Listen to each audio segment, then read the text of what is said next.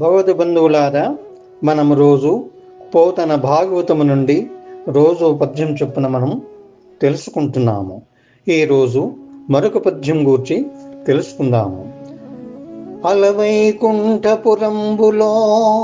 నగరిలో నామూల సౌధంబు దాపల మందారవనాంతరామృత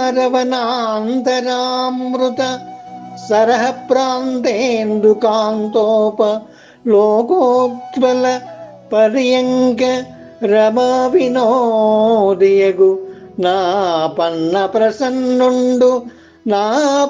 ప్రసన్నుండు విహ్వల నాగేంద్రము పాహి పాహియన గుయ్యాళించి సౌరంభియై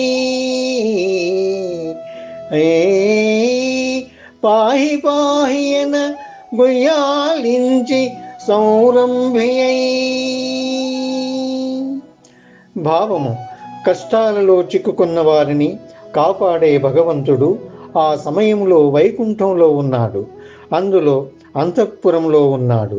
అందులో ఒక ప్రక్క నుండే మేడకు సమీపంలోని అమృత సరస్సుకు దగ్గర చంద్రకాంత శిలల అరుగుపై కలువ పూల పాన్పు మీద లక్ష్మీదేవితో వినోదిస్తున్నాడు.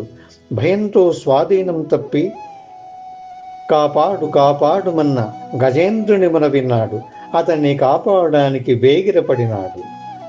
మరోసారి పద్యం పాడుకుందాము. అలవైకుంఠపురంబులో నగరిలో అలవైకుంఠపురంబులో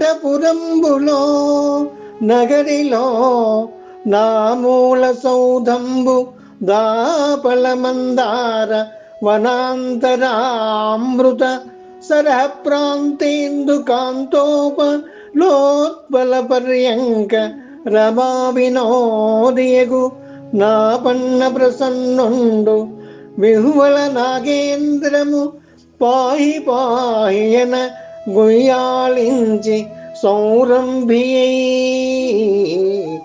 పాహి పాహియన గుయ్యాళించి సౌరంభియై. ఎంతో చక్కగా పద్యం యొక్క భావాన్ని తెలుసుకున్నాము. మరొక పద్యం ద్వారా కలుసుకుందాము. స్వస్తి.